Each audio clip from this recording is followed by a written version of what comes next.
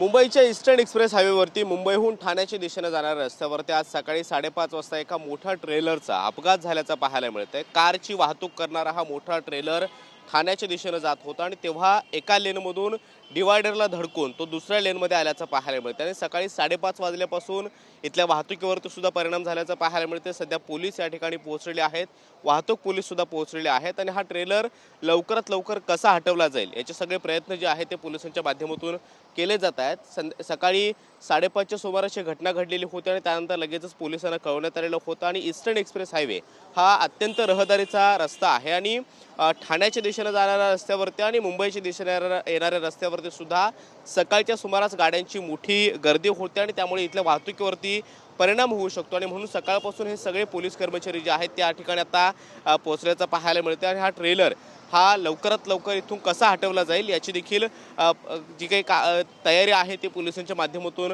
केली जाते आहे। वाहतूक पोलीस या ह्याच्यावरती पोहोचलेले आहेत आणि ईस्टर्न एक्सप्रेस हायवेवरती कुर्ला ब्रिजवरती हा अपघात झाल्यानंतर आता पोलिसांकडनं इथली सगळी कामकाजाची तयारी जी आहे ती केली जाते आहे।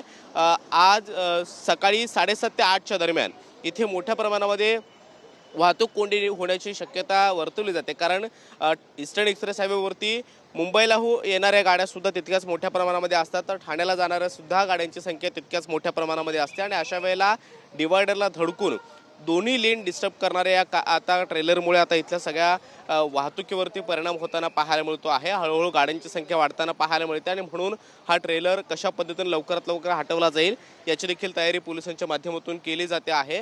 खरं तर एक मोठ्या कार ज्या असतात त्या कार एका ठिकाणाहून दुसऱ्या ठिकाणी ट्रान्सपोर्ट करण्यासाठी अशा पद्धतीच्या मोठ्या मालगाडीचा किंवा ट्रेलरचा वापर केला जातो आणि त्याचाच अपघात झाल्यामुळे आता त्याचा परिणाम जो आहे तो इथल्या वाहतुकीवरती होताना पाहायला मिळतोय। खरं तर आपण पाहतोय पुढच्या बाजूला जी क्रेन आहे ती आता मागवण्यात आलेली आहे आणि या क्रेनच्या माध्यमातून हा ट्रेलर या लेनमधून पुन्हा ठाण्याला जाणारी जी काही लेन आहे त्या लेनवरती सरकवला जाईल आणि त्यानंतर ही गाडी इथून हलवली जाईल। मात्र आत्ता आपण पाहतो की इथल्या वाहतुकीवरती आता थोडासा परिणाम होताना पाहायला मिळतोय, कारण क्रेनच्या माध्यमातून ही गाडी इथून हटवली जाणार आहे आणि वाहतूक पोलीस सुद्धा त्या ठिकाणी सगळे प्रयत्न करताना पाहायला मिळत आहेत। सकाळी 7:30 ते 8च्या नंतर मुंबईला येणाऱ्या गाड्यांची संख्या तितक्याच मोठ्या प्रमाणामध्ये असते आणि म्हणून ईस्टर्न एक्सप्रेस हायवेवरती मुंबईच्या दिशेने येणाऱ्या लेनवरती अशा पद्धतीने एक मोठा ट्रेलर हा डिवायडरला धडकून या लेनमध्ये आल्यानंतर आता हा ट्रेलर हटवण्यासाठी पोलिसांच्या माध्यमातून हे सगळे प्रयत्न जे आहेत ते होत असताना पाहायला मिळते। 5:30 वाजता ही घटना घडल्यानंतर पोलीस या ठिकाणी पोहोचलेले होते आणि तेव्हापासून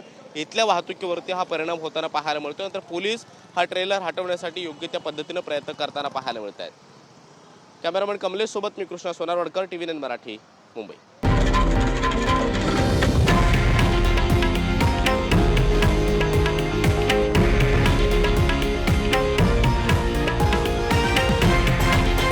हे आहे देशातील नंबर 1 न्यूज नेटवर्क आणि आपण पाहत आहात TV9 मराठी, एकमेव।